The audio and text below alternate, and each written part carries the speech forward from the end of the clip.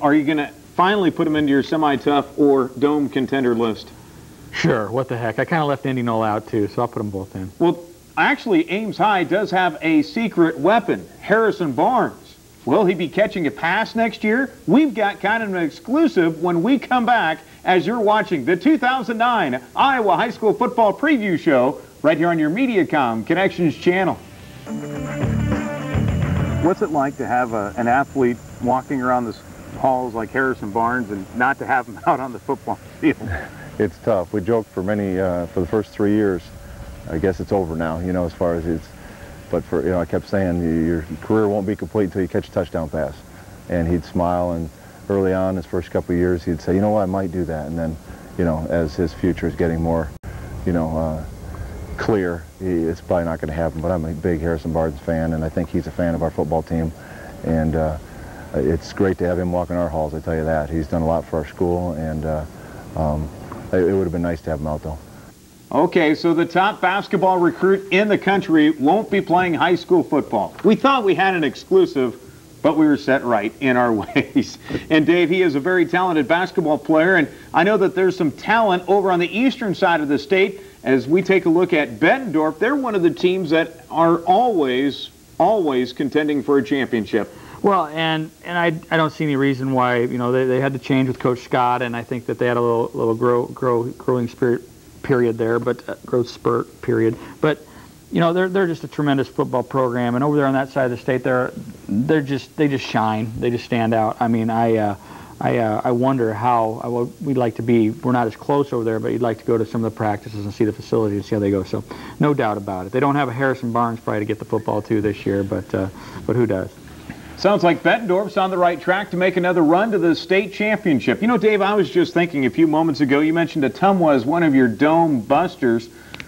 What role will Des Moines East play in getting in the way of Ottumwa? Well, they're consistent. They sure are, and they've had some talent, and I think with what Coach Roberts does offensively, they're hard to deal with. So I think they're going to be there. Obviously, Ottumwa, you have to give them the edge just because they were able to stay unbeaten last year in that race. But you know, they got I mean, he's got some good athletes in DeGuy and Kemp, and I know there's a Wilkerson kid that I've seen. Hopefully, he's still out, and they haven't kicked him off the team yet. But yeah, but East has got a good football team, and I'm a big Rick Roberts guy. He's lots of fun.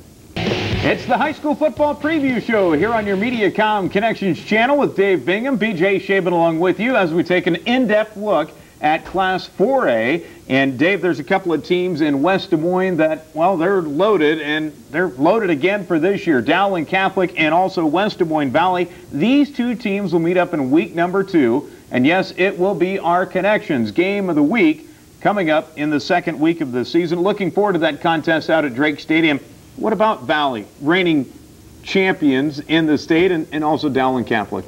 Well, I think it's nice when you have the luxury that they have, and it's been well earned by both programs and both coaches. So they'll have great players. I think each of them would tell you that Dowling has to have a little edge this year going in, just because of the possibility of the defense that you see coming back, a defense that will mature, and some really good players. And the Reesburg kid, tremendous, and they've got Zahn and Gall. I mean, they've got kids all over. One of my favorites is J. Pat Studer, a kid that'll be their tight end, and they've got a really good option at quarterback this year. They'll find a running game, and sometimes I think when you don't have a stud running back coming, that'll help. But those two teams are the best teams, you know, to look for on this side of the state right now. Obviously, Valley has more unanswered questions, but they did on defense last year, and they won a state title. Well, Valley has one of the top punters in the state, in Kirby Vanderkamp. Been a while since we've said that their top returning player. Well, did he punt last year? I don't think he did. But I obviously, I think that Valley and Dowling are the best two teams on this side of the state, and you know, I'm leaning towards Dowling as possibly the team going to the Dome, and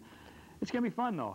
I think that it's a little bit open because obviously Valley not only lost some starters on defense like they did the year before, but besides quarterback Taylor, I mean, they really have lost some skill positions. So that'll make it an exciting race.